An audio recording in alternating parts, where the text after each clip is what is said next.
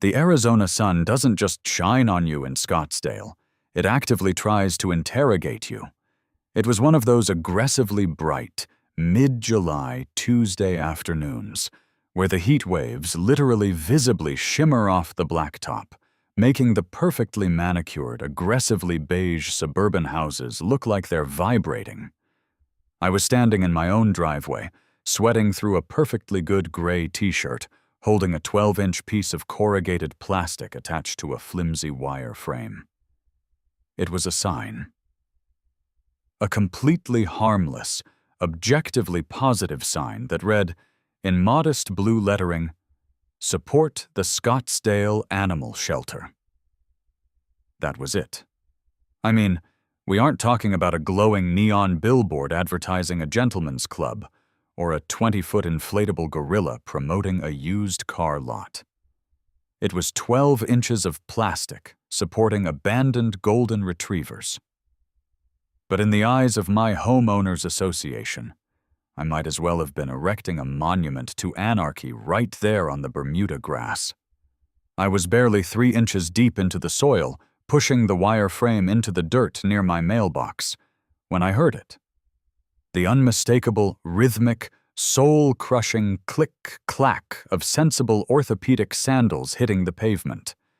I didn't even have to look up. I knew exactly who it was. The final boss of suburban monotony. The overlord of the cul-de-sac. Brenda. Brenda is our HOA President, a title she treats with the kind of grave reverence usually reserved for heads of state or wartime generals. I honestly think she believes her jurisdiction extends to the airspace above our roofs. As I turned around, squinting against the glare, there she was. She had her oversized designer sunglasses practically swallowing the top half of her face, a pastel twinset that defied the 110-degree weather, and of course, the sacred tablet itself. Her aluminum clipboard. She held that clipboard tight to her chest like it contained the nuclear launch codes, but in reality, it just contained a color-coded spreadsheet of everyone who had left their trash cans out 3 minutes past the designated retrieval time. "Excuse me," Brenda called out, her voice slicing through the thick, dry air. It wasn't a question. It was a verbal subpoena. I took a slow, deep breath, letting my hands rest on my hips as I looked at her. "Hey, Brenda, staying cool out here? Because I'm honestly melting, and I've been outside for maybe 4 minutes. She didn't smile. She didn't acknowledge the weather. She just marched right up to the edge of my property line, her toes meticulously hovering exactly a 1/4 inch away from my driveway concrete, as if crossing without a warrant would violate some international treaty. She pointed a perfectly manicured acrylic fingernail directly at my 12 inches of corrugated plastic. "What?" she demanded, her voice dropping an octave. "Is that?" I looked down at the sign. I looked back up at her. "I mean, it's a sign, Brenda, for the animal shelter, down on Pima Road. They're doing a donation drive this week. I thought, maybe the neighborhood could throw some old towels or dog food their way."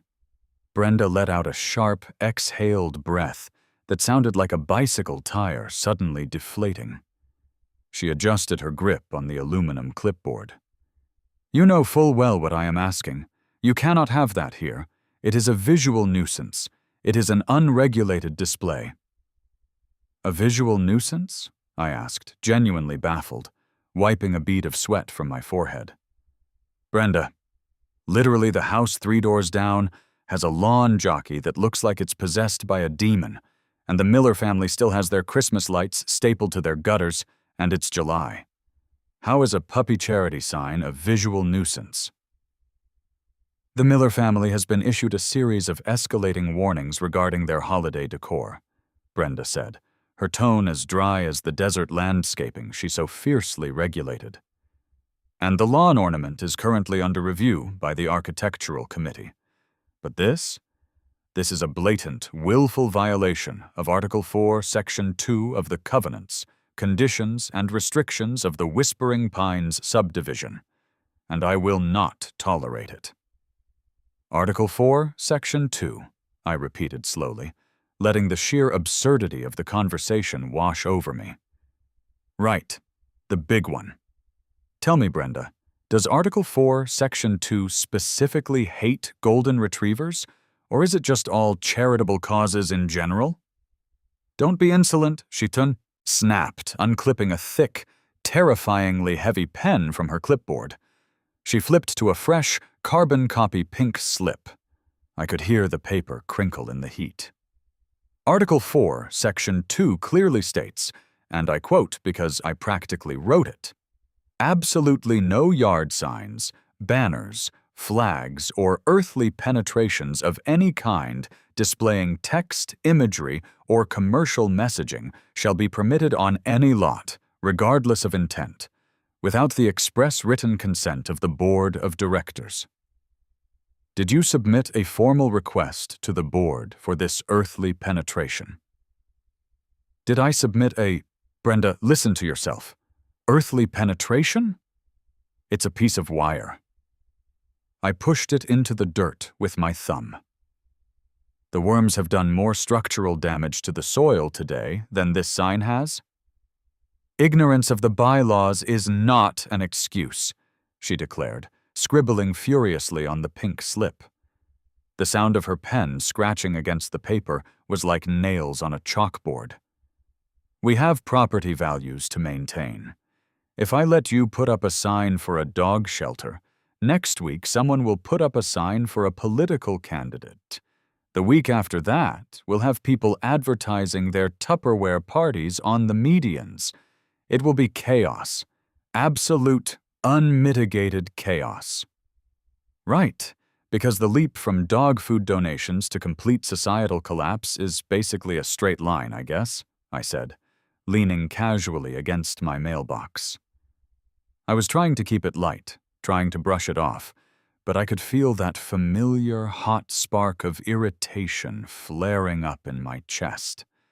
The kind of irritation you only get when dealing with someone who has just a tiny, microscopic sliver of power and chooses to wield it like a broadsword. Brenda ignored my sarcasm entirely. She ripped the top pink copy from her clipboard with a dramatic, aggressive flourish and thrust it toward me. This is your official citation. You are being fined $500 for an unauthorized earthly penetration and unapproved visual display. You have 24 hours to remove the offending object, or you will be fined an additional $100 for every subsequent day it remains. I stared at the laminated pink slip in her hand. I literally couldn't believe it. $500? Are you out of your mind? For a charity sign? The schedule of fines was unanimously approved at the last board meeting, she said smugly, adjusting her oversized sunglasses with her free hand. A meeting you did not attend. I didn't attend because I was working, Brenda. Like a normal person who doesn't treat neighborhood watch like a full-time military deployment. Well, she said, her lips curling into a tight, humorless line that barely resembled a smile. Actions have consequences. Take the citation. Remove the sign. I didn't take the slip. I just looked at her, then looked at the sign, then looked back at her. I'm not paying a $500 fine for supporting homeless dogs, Brenda. And I'm not taking down the sign. Her jaw tightened. The smugness vanished, replaced by a cold, bureaucratic fury. Refusal to accept the citation does not invalidate it. I will mail this to you via certified letter, which will incur an additional $15 processing fee added to your ledger. Have a wonderful, compliant afternoon. She turned on her heel, the sensible sandals click-clacking an aggressive retreat down the sidewalk, leaving me standing in the oppressive heat with a piece of wire stuck in the dirt and a burning desire to completely, systematically dismantle her entire world. I grabbed the sign out of the ground, not because she won, but because I suddenly had a much, much bigger project to work on. I marched up my driveway, unlocked my front door, and stepped into the glorious freezing embrace of my central air conditioning. I threw the sign onto the kitchen island, walked straight to the liquor cabinet, and poured myself a completely unjustified, very generous splash of bourbon. It was 2 p.m. on a Tuesday. I didn't care. We were at war now. I walked into my home office, sat down in my leather desk chair, and booted up my computer.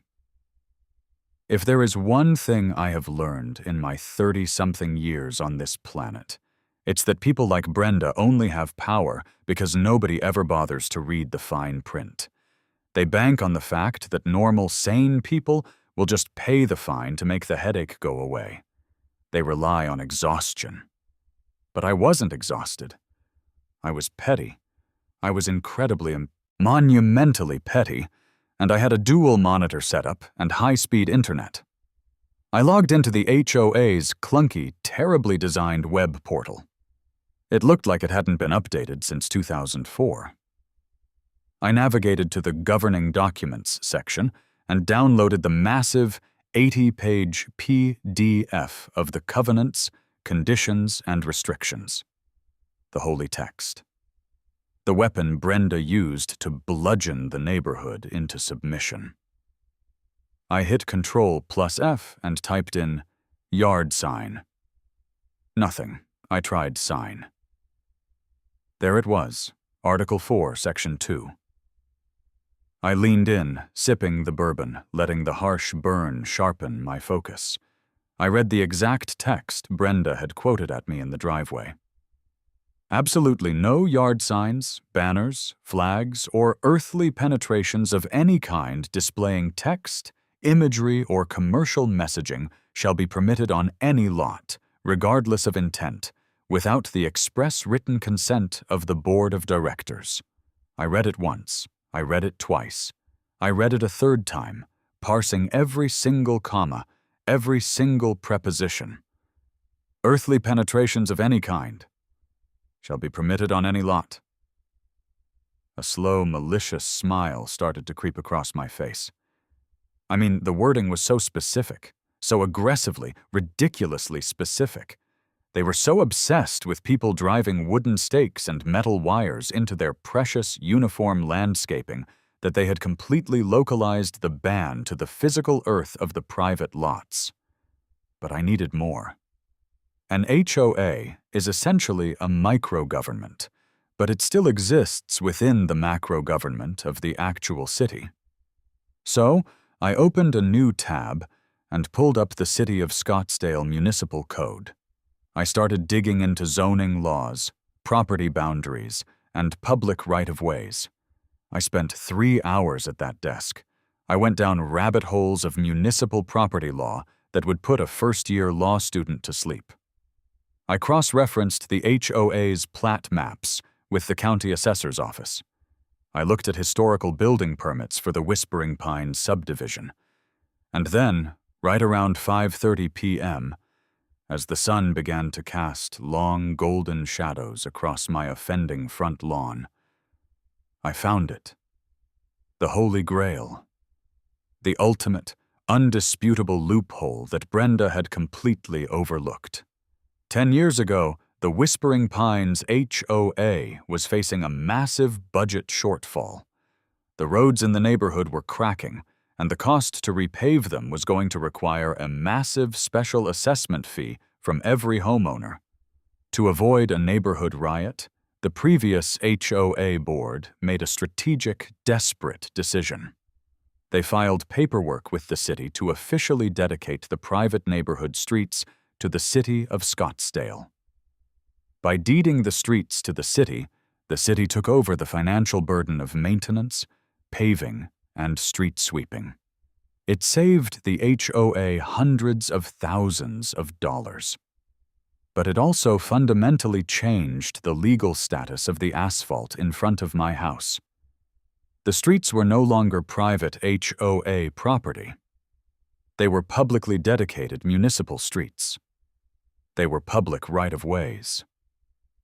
I sat back in my chair, staring at the county plat map on my monitor. The property line of my lot, where the HOA had absolute jurisdiction over earthly penetrations, ended exactly at the curb. The moment you stepped off the curb and onto the asphalt, you were standing on public property, governed solely by the laws of the city of Scottsdale, not the bylaws of Brenda. The HOA had absolutely zero jurisdiction over what was parked on the street, provided the vehicle had valid registration and didn't violate city parking ordinances. I looked back at the HOA bylaws. No yard signs on the lot. I looked at the city code. Commercial vehicles are permitted to park on public right-of-ways while providing active contracted services. A laugh bubbled up in my chest. A deep, chaotic, maniacal laugh. Brenda didn't want a 12-inch wire sign pushed into my dirt? Fine. She was totally legally within her rights to ban that. I would respect the sacred dirt of the lot. But the street? The street belonged to the people. I pulled out my phone and opened Google. I didn't search for yard signs. I didn't search for banners. I searched for mobile LED, Billboard truck rental, Scottsdale, AZ. The top result was a company called Rolling Thunder Billboards. Their website featured a picture of a massive black box truck with a 20-foot high-definition LED screen strapped to the side, glowing violently in the dark. I clicked the Call Now button. It rang 3 times before a gruff, gravelly voice answered. "Rolling Thunder, this is Joe." "Hey, Joe," I said, spinning slowly in my desk chair, looking out my office window at the public street running right in front of my house. "I have a question for you. How bright are your trucks?" "How bright?" Joe chuckled, a deep rumbling sound that sounded like rocks in a blender. "Buddy, if you stare directly at these screens at night, you'll see the logo burned into the back of your eyelids for a week. We run the highest lumen output legally allowed on the road. Why? What are you trying to sell?" "I'm not trying to sell anything, actually," I said. "I want to rent your biggest, brightest truck, and I want to park it." "Park it?" Joe sounded confused. "We usually drive them around. Mobile routes, highways, event centers, that kind of thing. Where do you want it parked?" "In a residential neighborhood," I said casually. "Specifically directly across the street from a community clubhouse." There was a long pause on the other end of the line. "A residential neighborhood? Look, man, I don't know about that. We get noise complaints if we idle too long in the burbs. Those diesel engines aren't exactly quiet." "Ah, but I read on your website that your new fleet uses silent, battery-operated generators to power the screens when the truck is turned off," I countered, having scoured his entire FAQ page 5 minutes prior. "Is that true?" "Well, yeah, we got the whisper-quiet lithium setups for stationary gigs. But what exactly is the gig? I ain't getting involved in any domestic disputes, buddy. I ain't parking a giant neon sign outside your ex-wife's house." "It's not an ex-wife," I assured him, laughing. "It's an HOA, and specifically an HOA president named Brenda." I spent the next 10 minutes explaining the entire situation to Joe. I told him about the animal shelter sign, the pink slip, the $500 fine, and the earthly penetration clause. Then I explained the legal loophole. I explained that the streets were publicly dedicated right-of-ways, meaning he wouldn't be trespassing on private HOA property. He would be legally parked on a city street, providing a contracted advertising service to me, the client. By the time I finished the pitch, Joe was laughing so hard he was coughing into the phone. "You gotta be kidding me," Joe wheezed, catching his breath. "You want to rent a 20-foot LED billboard truck to troll an HOA board meeting because she gave you a ticket for a doggy sign?" "That is exactly what I want to do," I said. And I want to contract you for the next 3 weeks, every single Tuesday night when they hold their board meetings at the clubhouse. I want your truck parked in the public parking lane right across from the large glass windows of the community center." "Buddy, I love it," Joe said, his voice dripping with amusement. "I absolutely love the petty energy. But I gotta warn you, these trucks aren't cheap to rent out for stationary blocking. You're looking at $1,000 a night." "Joe, I would pay triple that just to see the look on her face," I said without hesitation. I mean, it was an investment in my sanity. Plus, if I was going to be fined $500 anyway, I might as well get my money's worth in sheer, unadulterated entertainment. "Send me the contract. What are the rules on the display content?"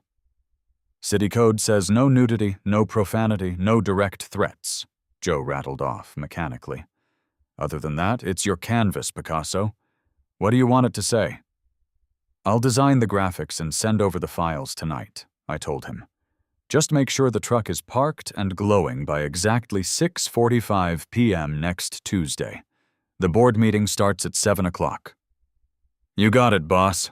Rolling Thunder is at your service." I hung up the phone and leaned back, a profound sense of peace washing over me. I opened Photoshop. I didn't want to break any obscenity laws, and I wanted to make sure my malicious compliance was entirely unassailable from a legal standpoint. If I insulted her directly, she could claim harassment. No, I had to keep it clean.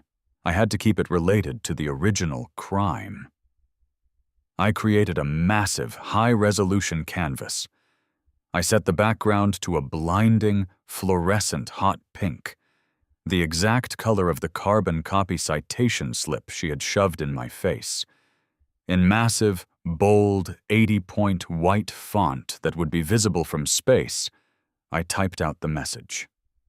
It was beautiful. It was simple. It was impenetrable. I spent the next week vibrating with anticipation. I didn't pay the fine. I didn't take down the little wire sign from my dirt, either. Let the daily $100 fines rack up. They were meaningless numbers on a ledger that I was about to completely invalidate. Every time I drove past Brenda's house, I saw her glaring at me from her front window, probably tallying up my financial ruin in her head. I just waved, a big, friendly, goofy wave. Finally, Tuesday arrived. The sun dipped below the horizon, casting the suburban sprawl in twilight. I grabbed a folding lawn chair, a cooler with a couple of cold beers, and a pair of binoculars. I walked down the sidewalk, enjoying the evening air, and set up my chair on the public sidewalk about 50 yards down from the community clubhouse. The clubhouse was a grand, unnecessarily large building with massive floor-to-ceiling windows looking out onto the street. Inside, I could see the fluorescent lights turn on. I could see the long, folding tables being set up. I could see Brenda, standing at the head of the table, arranging her binders and adjusting her oversized glasses. I checked my watch. 6:40 p.m. I cracked open a beer and waited. At exactly 6:43 p.m., I felt the rumble before I saw it. A deep, low vibration that hummed through the asphalt. Then, turning the corner onto the main neighborhood artery, came the beast. Big Joe wasn't kidding. The Rolling Thunder truck was a monstrous, blacked-out rig. It rolled silently. The massive diesel engine must have been cut, running only on momentum and the battery banks as it glided toward the clubhouse. It pulled into the designated public parallel parking spot directly across the street from the clubhouse windows. The side of the truck facing the building was dark. I watched through my binoculars. Brenda was addressing the handful of board members inside, pointing at a pie chart on an easel. She hadn't noticed the truck yet in the twilight. At 6:45 p.m., the truck's exterior lights flashed once, and then the screen ignited. Calling it bright does not do it justice. It was like a second sun had suddenly materialized on the street. The sheer, intense, blinding, hot pink glow of the LED screen instantly blasted across the asphalt, crashed through the floor-to-ceiling windows of the clubhouse, and painted the entire interior of the room in a violent neon magenta hue. Through the binoculars, I saw Brenda freeze. The pie chart she was holding was now glowing pink. The faces of the board members were bathed in neon light. They all turned slowly, collectively, to look out the window. There, burning with the intensity of 1,000 suns against the night sky, was my message. Scrolling slowly and majestically across 20 feet of high-definition LED glory. Proud supporter of the Scottsdale Animal Shelter. The message held for 5 seconds, the pink light practically vibrating against the clubhouse glass. Then, the screen transitioned to a solid, blinding white background with stark black text. "This is not an earthly penetration." Transition back to hot pink. "Also, hi Brenda, have a great meeting." I took a long, satisfying sip of my beer as I watched the sheer panic erupt inside the clubhouse. Brenda dropped her pointer stick. She rushed to the window, pressing her face against the glass, her jaw hanging open in absolute, uncomprehending shock. 2 other board members scrambled out the front doors, shielding their eyes from the glare as if they were looking directly into a nuclear blast. My phone vibrated in my pocket. It was a text from Big Joe, who was sitting in the cab of the truck. Joe. "Payload delivered. It's bright out here, boss." I texted back, "It's beautiful, Joe. Keep it glowing." I sat in my lawn chair for the next hour, watching the absolute chaos unfold. The board meeting completely derailed. They tried closing the blinds, but the cheap plastic horizontal blinds the HOA had installed did absolutely nothing to stop the 10,000 lumen assault of hot pink light. It bled through the cracks, illuminating the room like a seedy nightclub. Eventually, Brenda stormed out the front doors of the clubhouse, her phone pressed to her ear, frantically pointing at the truck. I could see her screaming, though I couldn't hear the words over the distance. She marched right up to the passenger side of the cab and started pounding on the window. I watched Joe calmly roll down the window about 2 inches. I couldn't hear them exchange, but I saw Joe hold up a clipboard of his own, tap it, and roll the window back up. 10 minutes later, the meeting was officially abandoned. The board members filtered out, getting into their cars, throwing confused and amused glances at the giant glowing truck. Brenda stayed behind, pacing back and forth on the clubhouse lawn, glaring at the neon pink message that was currently cycling back to, "This is not an earthly penetration." I finished my beer, folded up my lawn chair, and walked back to my house. The first strike was a resounding, undeniable success. But I knew Brenda. I knew she wasn't going to just take the L and move on. This was just the opening salvo. By the time I woke up the next morning, my phone was a disaster zone. The neighborhood Facebook group, which usually consisted of people complaining about coyote sightings or asking for plumber recommendations, was absolutely on fire. Someone had taken a video of the truck from across the street and posted it with the caption, "Did someone rent a billboard to troll Brenda?" There were over 200 comments. Half the neighborhood was cheering, completely sick of the draconian HOA rules. The other half, mostly Brenda's loyalists, were pearl-clutching about property values and visual terrorism. And then there were the voicemails. 3 of them. All from Brenda.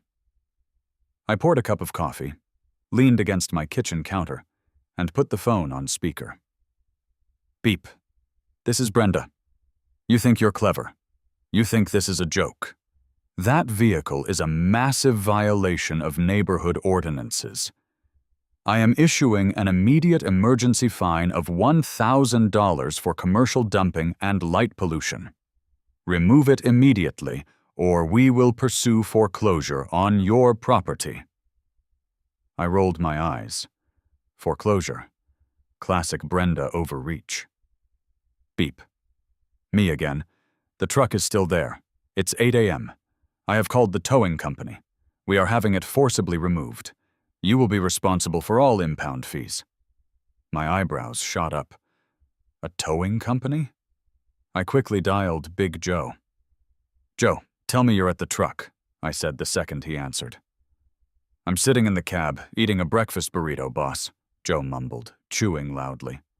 "And yeah, we got company. A tow truck just pulled up." "I'm on my way," I said, slamming my coffee mug down. I threw on some shoes and sprinted out the door, jogging the 3 blocks down to the clubhouse. Sure enough, a massive, heavy-duty flatbed tow truck was backing up toward the front of the Rolling Thunder rig.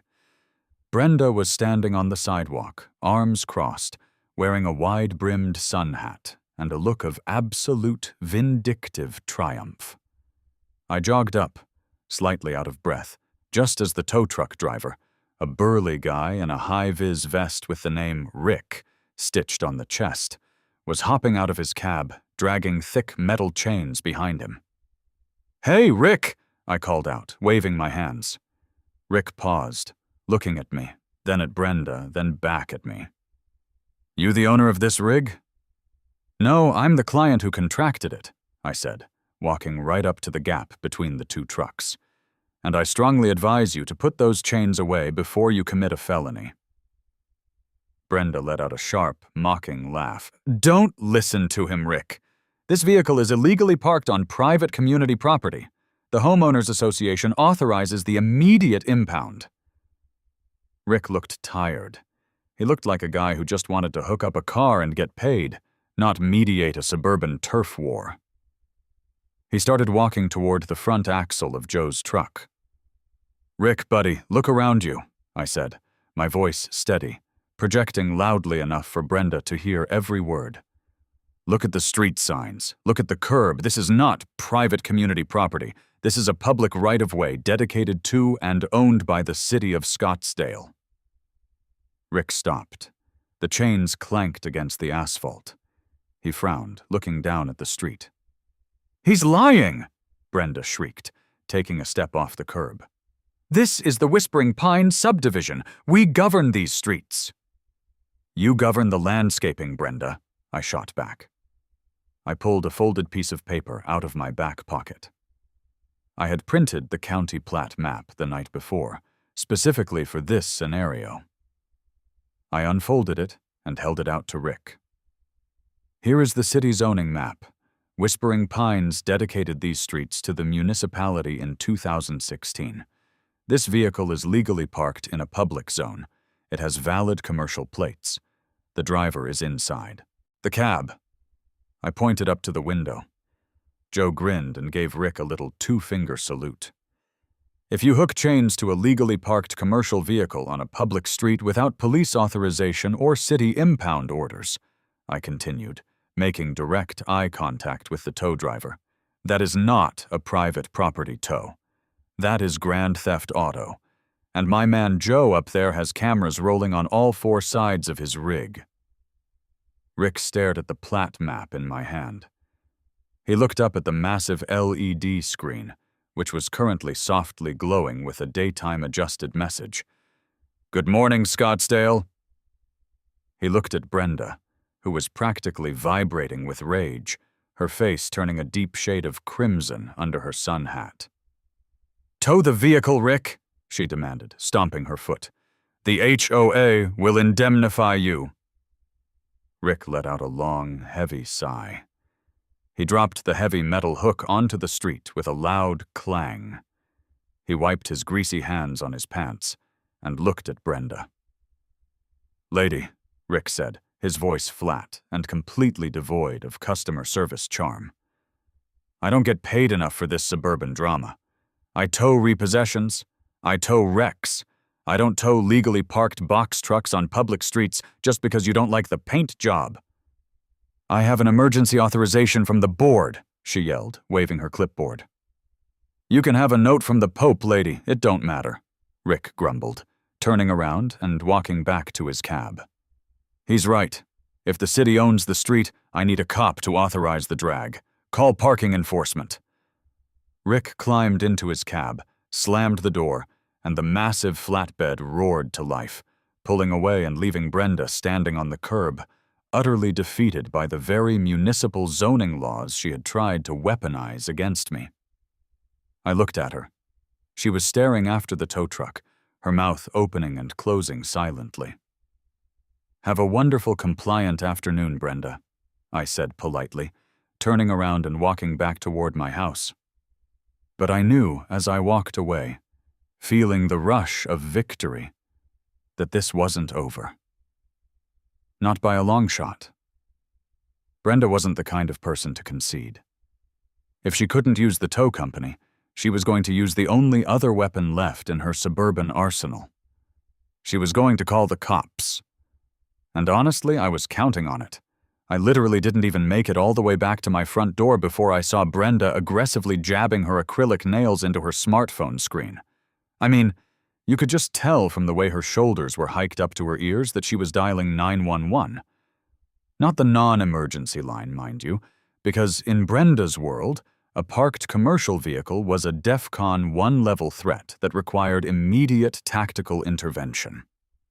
I just kind of chuckled to myself, unlocked my front door, and walked straight back into my home office. I knew what was coming, so I needed to prepare the payload. And by payload, I mean a thick, 1-inch black binder that I had affectionately labeled the nuclear option in my head. I printed out everything. I mean, literally everything.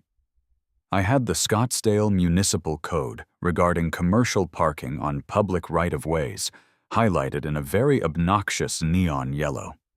I had the official deed transfer from 2016, where the Whispering Pines HOA handed the streets over to the city, printed on premium cardstock just to make it feel more official.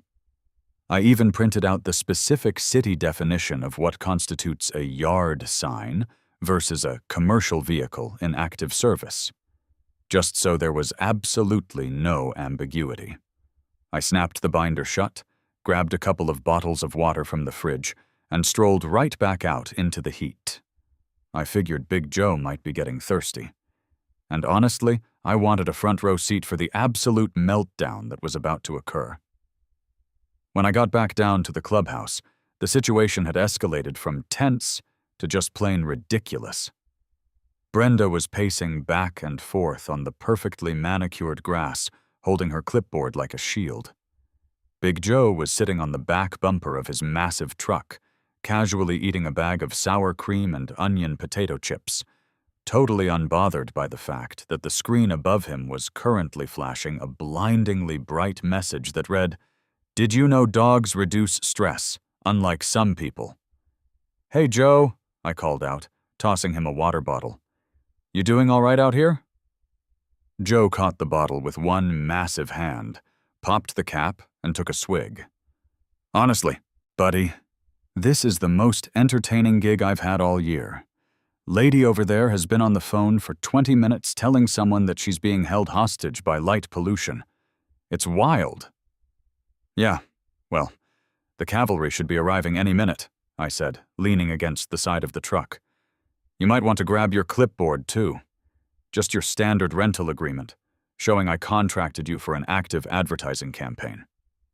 "Already got it right here on the dash," Joe said, wiping chip crumbs off his shirt. "You really think the cops are going to care about a parked truck?" "They aren't going to care at all," I told him, tapping my black binder against my leg. "But she thinks they're going to drag me away in handcuffs. I guess we're about to find out." Sure enough, about 5 minutes later, the distant wail of sirens started cutting through the quiet suburban afternoon. It wasn't just one siren, either. Brenda must have convinced dispatch that there was an active domestic terror cell operating outside the clubhouse, because two full-sized Scottsdale PD cruisers came screeching around the corner. They didn't have their light bars flashing, but they were definitely moving with a sense of urgency. They pulled up diagonally, blocking the street right in front of Joe's truck. Before the cars were even fully in park, Brenda was sprinting toward them. I mean, literally sprinting, her sensible sandals slapping against the asphalt like she was running for her life. "Officers! Officers, thank God you're here!" she shrieked, waving her arms frantically. The driver's side door of the lead cruiser opened, and out stepped an officer who looked like he had been on the force for about 30 years and was deeply, profoundly exhausted by the human race. His name tag read Davis. Officer Davis had a thick gray mustache, a slightly receded hairline, and the kind of heavy, dark bags under his eyes that told me he had seen things much, much worse than a glowing pink truck. He rested his hand casually on his duty belt, adjusting his sunglasses as he looked from Brenda to me to Big Joe, and finally up at the massive, glowing 20-foot LED screen that was currently blinding him. "All right, ma'am, let's just calm down," Officer Davis said, his voice a low, gravelly drawl that instantly communicated how little he wanted to be there. "Dispatch said there was a hostile public disturbance and illegal commercial dumping in progress. Where's the dumping?" "Right there!" Brenda screamed, jabbing her clipboard toward the truck. This monstrosity! This man hired a commercial vehicle to illegally dump light pollution onto community property. He is terrorizing the neighborhood, he is harassing the board of directors, and he is violating at least a dozen homeowners association bylaws. Officer Davis squinted up at the screen. The hot pink glare reflected off his aviator sunglasses. He let out a long, slow breath that puffed out his mustache. "Ma'am, a parked truck is not illegal dumping," Davis said, sounding like he was explaining gravity to a toddler. "Are they blasting loud music? Are they throwing trash out the windows?" "They are blasting neon propaganda," Brenda countered, completely unhinged at this point. "I demand you arrest him for trespassing and have this vehicle impounded immediately." Davis looked at Brenda for a long, quiet moment. Then he turned his head and looked at me. I gave him a very polite, very non-threatening smile. He sighed again, heavily, and slowly walked over to where Joe and I were standing. The second officer, a younger guy who looked like he was trying very hard not to laugh, stayed by the cruiser, taking notes on a small pad. "You the guy who rented the rolling disco ball?" Davis asked me, stopping about 3 feet away. "I am, Officer Davis," I said cheerfully. "I'm the contractor for this active advertising campaign." Davis hooked his thumbs into his belt. "Care to explain why you're blasting pink light into a community center at 4 in the afternoon? Honestly, because my HOA president over there fined me $500 for putting a 12-inch wire sign in my own dirt to support the local animal shelter," I explained, keeping my tone super conversational and relaxed. She cited a bylaw banning earthly penetrations on private lots, so I figured, if I can't put a sign on my private dirt, I'll just hire a legally compliant commercial vehicle to display my support for the doggies. It was on a public street. Davis blinked. He looked at me, then looked back at Brenda, who was practically foaming at the mouth, trying to edge closer to our conversation. "A $500 fine for a charity sign?" Davis asked, one of his gray eyebrows creeping up above the rim of his sunglasses. "Yep, and an additional $100 every day I leave it up," I said. "So I hired my buddy Joe here. He runs Rolling Thunder billboards." Joe gave a little wave from his spot on the bumper. "Evening, officer. Got my commercial registration, insurance, and active contract right here if you need to see 'em." "I don't need to see your insurance yet, buddy," Davis said, waving a hand dismissively. He turned back to me. "Look, man, I get the petty revenge thing. I really do. But you can't park a commercial rig on private HOA property. These streets belong to the subdivision. She has the right to ask you to leave, and if you don't, I gotta write you up for trespassing." This was it. This was the moment I had spent all those hours researching for. I literally felt a physical thrill shoot down my spine. I lifted the black binder and cracked it open.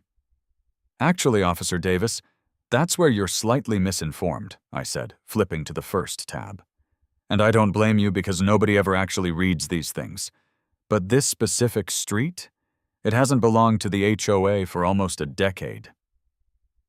I pulled out the heavy cardstock printout of the 2016 deed transfer and held it out to him. "If you look right here," I said, pointing to the highlighted section. "In 2016, the Whispering Pines Homeowners Association officially deeded all internal roadways to the city of Scottsdale to avoid paying for repaving. These are publicly dedicated municipal streets. They are public right-of-ways. My property line ends at the curb, and so does Brenda's jurisdiction." Davis took the paper. He pushed his sunglasses down his nose and read the highlighted text. The street was totally silent for a second, except for the low, barely audible hum of the truck's lithium battery bank. "Well, I'll be," Davis muttered, a tiny, almost imperceptible smirk tugging at the corner of his mustache. "Furthermore," I continued, feeling like a lawyer delivering a closing argument in the Supreme Court of petty grievances, "if you flip to the next page, you'll see Scottsdale Municipal Code 17-114. It specifically states that commercial vehicles are permitted to park in designated parking zones on public right-of-ways while actively providing a contracted service. Big Joe is currently providing the service of displaying my contracted message. He is legally parked. He is legally operating. We are breaking 0 city ordinances." Brenda couldn't take it anymore. She stormed over, inserting herself right into the middle of the conversation. "He is lying!" she shrieked, pointing a shaking finger at me. "Officer, do not listen to his manipulated documents. I am the president of the HOA. I am the authority here. You need to remove him." Davis slowly handed the deed transfer back to me. He pushed his sunglasses back up his nose and turned to face Brenda. The tired, exhausted demeanor was gone, replaced by the rigid, no-nonsense posture of a cop who was completely done with someone wasting his time. "Ma'am," Davis said, his voice dropping an octave, stern and commanding. "I have reviewed the documentation. This street is city property. This vehicle is legally parked. He is not trespassing. He is not illegally dumping. There is absolutely no crime being committed here." "It's a nuisance!" Brenda yelled, completely oblivious to the fact that she was actively antagonizing a police officer. "It is disturbing the peace. Arrest him for disturbing the peace." "A bright light during daylight hours does not meet the statutory definition of disturbing the peace, ma'am," Davis fired back seamlessly. "Unless that screen starts flashing strobe lights or blasting an air horn, it is entirely a civil matter. And since the HOA does not own the street, you have no civil authority over it either." "This is unacceptable," Brenda screamed, stamping her foot. I mean, she literally stamped her foot like a toddler denied a toy at the supermarket. "I pay your salary. I demand you do your job and enforce the rules of this neighborhood." Oh, bad move, Brenda. Really, really bad move. You never hit a cop with the "I pay your salary" line. It's like pouring gasoline on a fire. Officer Davis stiffened, his jaw locked. He reached over to his duty belt and unclipped a small, thick booklet of citation forms. "You want me to do my job, ma'am?" Davis asked, his voice dangerously quiet now. "All right, let's do my job." He started clicking his pen. "What are you doing?" Brenda asked, her voice faltering for the very first time. She took a tiny step back. I am issuing you a citation, ma'am, Davis said, not looking up as he scribbled on the pad. A citation? For what? She gasped, clutching her clipboard to her chest as if it could protect her. For the misuse of the 911 emergency dispatch system, Davis stated flatly. You called an emergency police line, utilizing municipal resources, to report a non-emergency civil parking dispute because you were unhappy with a neighbor. You tied up 2 patrol cars that could have been responding to actual crimes. In the city of Scottsdale, that carries a mandatory court appearance and a fine of up to $1,000. I literally had to bite the inside of my cheek so hard I tasted copper just to stop myself from laughing out loud. Big Joe, behind me, let out a low, impressed whistle. Brenda looked like she had just been struck by lightning. Her mouth opened, but no sound came out. Her face drained of all color, turning a sickly, pale shade of gray. You can't be serious, she finally whispered, the sheer, absolute panic finally setting in. The illusion of her absolute power had just shattered into a million tiny, unfixable pieces right there on the asphalt. I am entirely serious, Davis said, ripping the citation off the pad and holding it out to her. It wasn't a pink slip. It was bright yellow. Sign at the bottom. This isn't an admission of guilt. It's just an acknowledgement that you received the summons.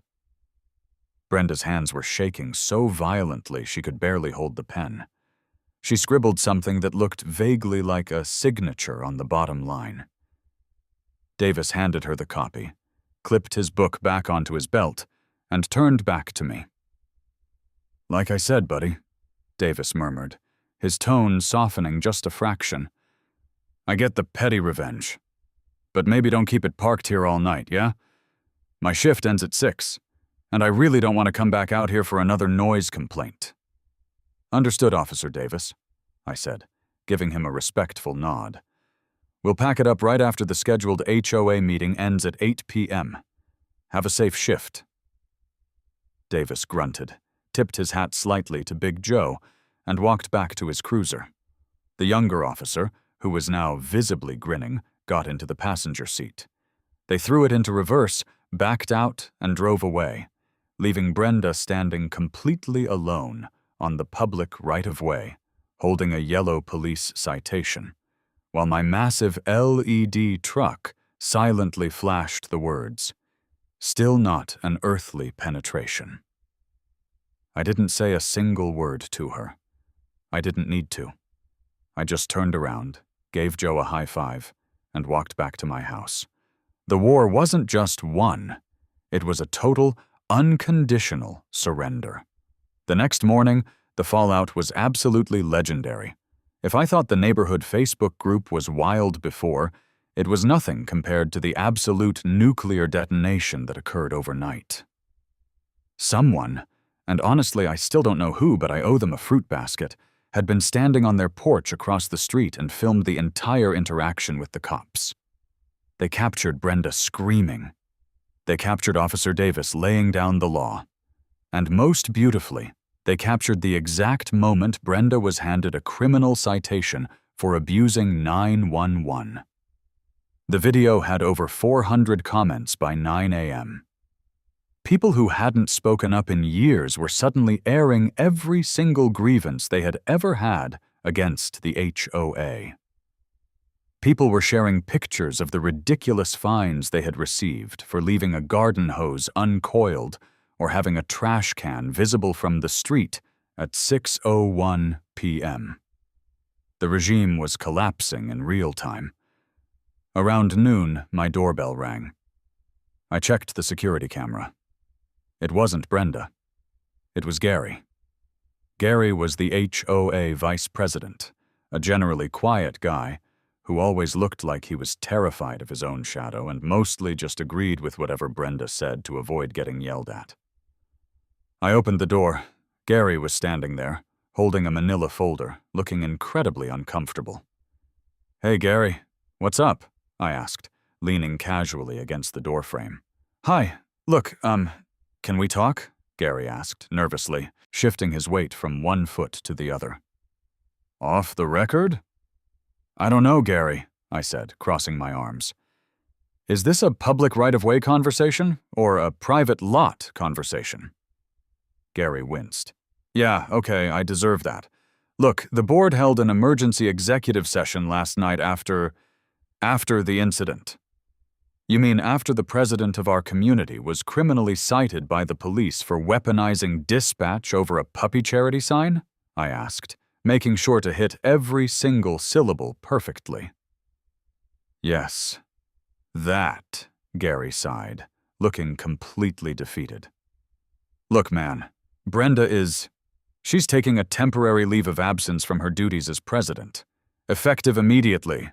She's dealing with some legal matters now. I had to suppress a massive grin. Oh, what a shame. So you're the acting president now? Unfortunately, yes, Gary said, rubbing his temples. And I'm here because we need that truck gone. We're begging you. The clubhouse has a wedding reception booked for this Saturday, and we literally cannot have a 20-foot neon sign blasting the windows. What is it going to take to end this? I looked at Gary. He looked exhausted. He looked like a guy who just wanted to mow his lawn in peace and had been dragged into a suburban holy war. I decided to have a little mercy. All right, Gary, I'll call off Rolling Thunder, I said. But I have 3 conditions. Non-negotiable. Name them, Gary said instantly, pulling a pen out of his pocket. First, I said, holding up a finger, the $500 fine for my sign and all subsequent daily late fees are completely waived and erased from my ledger. Immediately. Done, Gary said, scribbling on the folder. I authorized the removal of the fine this morning, actually. It's gone. Second, I continued, holding up 2 fingers. The board will officially amend Article 4, Section 2. You will draft an addendum allowing residents to display up to 2 reasonably sized yard signs for verified charities, school spirit, or political campaigns, provided they don't exceed 24 by 24 inches. No more blanket bans on earthly penetrations. Gary hesitated for a split second, probably remembering Brenda's ghost, but then nodded. Fine. I'll draft the amendment tonight and put it to a community vote. Given the current mood on Facebook, it'll pass in a landslide. And third, I said, lowering my hand and leaning in closer.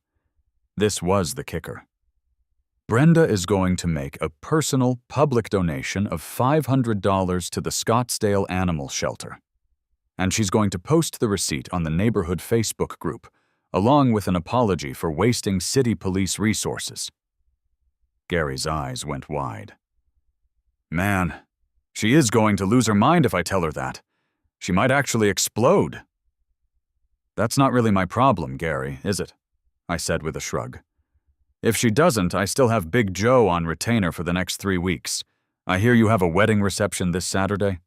It would be a real shame if a giant pink screen showed up to congratulate the bride and groom while displaying a slideshow of HOA landscaping expenses. Gary swallowed hard. He looked at my face, realizing I was entirely serious. Okay, Gary breathed out. Okay, I'll make it happen. I promise. Just please cancel the truck. I'll call Joe right now, I said, giving Gary a firm handshake. Pleasure doing business with you, Mr. President. I shut the door, walked back into my kitchen, and let out a massive, echoing whoop of victory. It was over. The dragon was slain. True to his word, Gary moved fast. By 4 p.m. that afternoon, my online HOA portal showed a balance of exactly $0. The fine was completely gone. The next morning, the real prize arrived. Right at the top of the neighborhood Facebook page, posted from Brenda's account, was a screenshot. It was an email receipt from the Scottsdale Animal Shelter, thanking her for a generous donation of $500. Below the picture, she had typed a very stiff, very clearly forced apology that read, I apologize for the disruption caused yesterday. and for the inappropriate use of municipal services. Moving forward, I will be stepping back to focus on personal matters. The comment section under that post was disabled, which was honestly probably the smartest thing Brenda had done all week.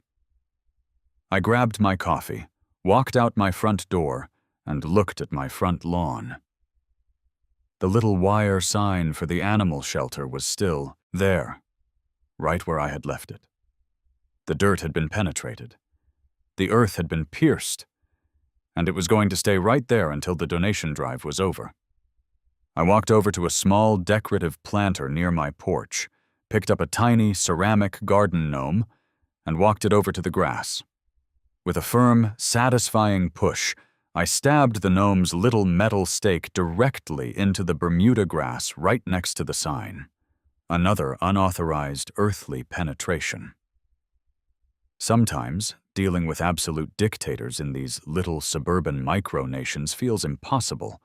They hide behind complicated bylaws and threats of foreclosure, relying on the fact that you're too busy to fight back. But honestly, sometimes the best way to fight a dictator isn't with a sword. Sometimes you just need a 10,000 lumen LED screen, a solid understanding of municipal zoning codes, and the sheer, unadulterated willpower to be the most petty person in the entire zip code.